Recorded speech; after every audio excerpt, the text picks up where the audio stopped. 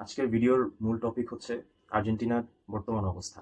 এই ভিডিওতে আমি আলোচনা করব আর্জেন্টিনার ফ্রেন্ডলি ম্যাচ যেটা গতকালকে হয়েছে। বিশ্বকাপের আগে কেনই বা এত ছোট দলের সাথে ওরা ফ্রেন্ডলি ম্যাচ খেলতেছে, আর্জেন্টিনা এরকম ছোট দলের সাথেও কেন এত স্ট্রাগল করলো। তো চলুন শুরু করা যাক।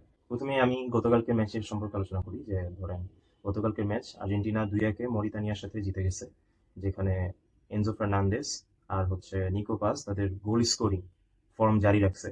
আর নাহুয়েল মলিনাকে নিয়ে অনেক কোশ্চেন ছিল যে ওকে জাতীয় দলে আর রাখা উচিত কিনা, নাকি অন্য একটা রাইট ব্যাক আর্জেন্টিনার দেখা উচিত। ও গতকালকের ম্যাচ আর রিসেন্ট ফর্ম দিয়ে ওর জায়গা পাকাপোক্ত করে ফেলছে। এখন নিঃসন্দেহে এটাই বলা যায় যে ওয়ার্ল্ড কাপের স্টার্টিং 11-এর রাইট ব্যাক নাহুয়েল মলিনা ছাড়া অন্য কেউ না। নিকো পাস তার আর্জেন্টিনা কেরিয়ারের প্রথম গোল স্কোর করছে। তার গোলটা আসছে ফ্রি কিকের মাধ্যমে, আর ফ্রি কিকটা ছিল খুবই সুন্দর। মেসিকে ফ্রি কিকটা ডেডিকেট করছে। ইভেন গোল সেলিব্রেশনের সময় সে দুই হাত মেসির দিকে ইঙ্গিত করে মেসির দিকে বুঝাইতেছিল যে সে মেসি থেকে ইন্সপায়ার্ড হয়ে এরকম একটা গোল করছে। আর মেসিও খুব এনজয় করতেছিল, সেও হাততালি দিতেছিল ওর ফ্রি কিকটা দেখে। এখন আমরা দেখবো যে আর্জেন্টিনা কেনই বা এত ছোট দলের সাথে ওয়ার্ল্ড কাপের আগে এরকম একটা ফ্রেন্ডলি ম্যাচ খেললো। এটা দেখতে আমাদের একটু পিছনে যেতে হবে। 2022 সালে আর্জেন্টিনা ওয়ার্ল্ড কাপ শুরু করার আগে যেই 4টা ম্যাচ আর্জেন্টিনা ফ্রেন্ডলি ম্যাচ খেলেছিল, সেই 4টা ম্যাচ ছিল প্রথমটা ছিল এস্তোনিয়ার এগেনস্টে। ম্যাচটা আর্জেন্টিনা 5-0 গোলে জিতছে। পরবর্তী 2টা ম্যাচ যেটা খেলছে, একটা হন্ডুরাস আর একটা জামাইকার এগেনস্টে, দুইটাই 3-0 গোলে জিতছে।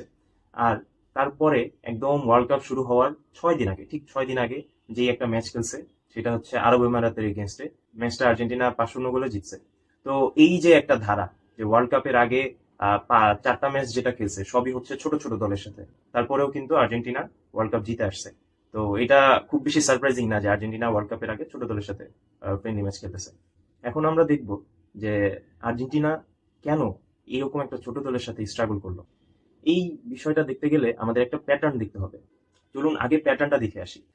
ওয়ার্ল্ড কাপ জেতার পরেই একদম ঠিক পরের বছরই অক্টোবর মাসে যে ইন্টারন্যাশনাল ব্রেকটা ছিল আর্জেন্টিনার, প্রথম ম্যাচটা প্যারাগুয়ের সাথে 1-0 বলে খুব হাড্ডাহাড্ডি একটা ম্যাচে আর্জেন্টিনা ম্যাচটা জিতছে। মনে রাখেন ইন্টারন্যাশনাল ব্রেকের প্রথম ম্যাচ খুব হাড্ডাহাড্ডি ভাবে জিতছে। পরের ম্যাচ পেরুর সাথে 2-0 বলে খুব ইজিলি জিতে গেছে।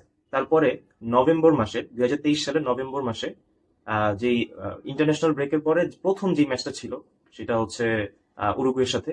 সেই ম্যাচটা আর্জেন্টিনা 2-0 গোলে হারছে। তারপরের ম্যাচই ব্রাজিলের সাথে 1-0 গোলে জিতছে। 2024 সালের অক্টোবরে ইন্টারন্যাশনাল ব্রেকের প্রথম ম্যাচ আর্জেন্টিনা ভেনেজুয়েলার সাথে 1-1 গোলে ড্র করছে। তারপরের ম্যাচ বলিভিয়ার সাথে 6-0 গোলে জিতে গেছে। আবার এর পরের ইন্টারন্যাশনাল ব্রেক 2024 সালের নভেম্বর মাসে আর্জেন্টিনা প্যারাগুয়ের সাথে 2-1 গোলে হারিয়ে গেছে।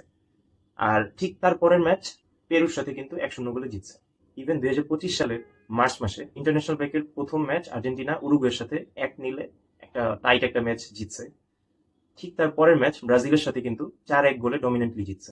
আর একদম ঠিক একইভাবে লাস্ট যে ইন্টারন্যাশনাল ব্রেকটা ছিল এর আগে, আর্জেন্টিনা ওই ব্রেকের প্রথম ম্যাচ যেটা খেলছে ভেনেজুয়েলার এগেনস্টে, ওটা 1-0 জিতছে। ফ্রেন্ডলি ম্যাচ, খুব টাইট ম্যাচ হয়েছে, 1-0 জিতছে। ঠিক তার পরের ম্যাচ পোর্তো সাথে 6-0 গোলে জিতছে ডমিনেন্টলি। তো এই জায়গায় আমরা কি লক্ষ্য করলাম, আসলে প্রত্যেকটা ইন্টারন্যাশনাল ব্রেকের প্রথম ম্যাচ আর্জেন্টিনার ছন্ন ছাড়া থাকে আর কি। বলতে গেলে কেমিস্ট্রি ম্যাচ খায় না, যেটা ইংলিশে বলে ডাজেন্ট ক্লিক। আর্জেন্টিনার যে ফুল পটেনশিয়াল সেটা প্রথম ইন্টারন্যাশনাল ব্রেকের প্রথম ম্যাচটায় দেখাতে পারে না, সেটা ছোট দল হোক বড় দল হোক যেই দলই হোক। যেটার ফসল আসছে উরুগুয়ের সাথে হার, প্যারাগুয়ের সাথে হার, ভেনেজুয়েলার সাথে ড্র। আবার এই গতকালকের যে ম্যাচটা ছিল মরিতানিয়ার সাথে, সেটাও দেখা গেছে যে খুব কষ্টসাধ্য ভাবে জিতছে। তো এতে করে সবাই আমি আমার যেটা মনে হয় যে এটা খুব নর্মাল একটা ফেনোমিনন আর্জেন্টিনার জন্য, আর্জেন্টিনার বর্তমানে এই দলের জন্য, যে খুব নর্মাল একটা ফেনোমিনন। আর্জেন্টিনার নেক্সট যেই ফ্রেন্ডলি ম্যাচটা থাকবে সেটা আর্জেন্টিনা খুব ডমিনেটলি জিতবে, এটা আমার খুবই বিশ্বাস আছে।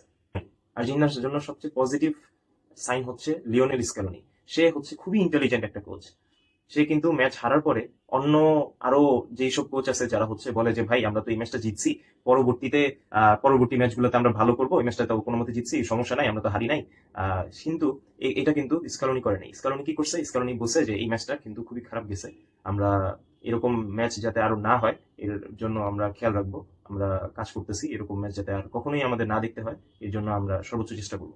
কথাগুলো খুবই ইন্সপায়ারিং, কারণ একটা ওয়ার্ল্ড কাপ বিজয়ী একটা কোচ যখন মানে ডাউন টু আর্থ থাকে, তখন আসলে মানে এর চেয়ে পজিটিভ আর কিছুই হতে পারে না। এখন এমি মার্টিনেজ একটা কোয়েশ্চেন রেজ করছে, সেটা হচ্ছে আর্জেন্টিনার একটা স্ট্রং দলের সাথে খেলা উচিত। ও বলতেছিল যে আমরা স্পেনের সাথে খেলি নাই, এটা ভালো হয়েছে, যদি আমরা এরকম পারফরমেন্স স্পেনের এগেনস্টে দিতাম তাহলে আমাদের খুব মানে লজ্জাজনক হার হইতো। আর ও বলতেছিল যে গত বিশ্বকাপের আগেও আমরা ছোট ছোট দলের সাথে খেলছি, কিন্তু আগে ছোট ছোট দলের সাথে খেলার আগে আমরা ইতালির সাথে খেলা নিজেদের একদম সলিডিফাই করছি, কিন্তু এইবার ওইরকম বড় দলের সাথে কোনো খেলা হইতেছে না। তো ও বলতেছে যে আমরা বুঝতেই পারতেছি না যে আমরা কি বিশ্বের এখন টপ 10 দলে আসি কি নাই এরকম। তো আমি ওর সাথে একমত, আমার মনে হয় আর্জেন্টিনার বড় একটা দলের সাথে খেলা নিজেদের টেস্ট করা উচিত। আমি আর্জেন্টিনা ফ্যানদের বলতে চাই যে টেনশনের কোনো কারণ নাই, লিওনেল স্কেলোনি আমাদের সাথে আছে। সে হচ্ছে আহ, আমাদের এরকম একটা হরেন্ডাস পারফরমেন্স থেকে উত্তরণ করে মানে আমাদের সবসময় কন্টিনিউয়াস ডেভেলপ করবে, এটাতে আমার খুবই বেশি বিশ্বাস। আমি এখন যেই জার্সিটা পরা আছি সেটা হচ্ছে আর্জেন্টিনার ওয়ার্ল্ড কাপের প্লেয়ার এডিশন। কেউ যদি যে কোনো দলের, শুধু আর্জেন্টিনার না, যে কোনো দলের যে কোনো জার্সি নিতে চান তাহলে অবশ্যই আমার পেজ জার্সিরাম থেকে অর্ডার করবেন। আমি সর্বোচ্চ চেষ্টা করবো যে আপনাদের সবচেয়ে কম দামে যাতে প্রোভাইড করতে পারি। আবার দেখা হবে পরবর্তী ভিডিওতে। আল্লাহ হাফেজ।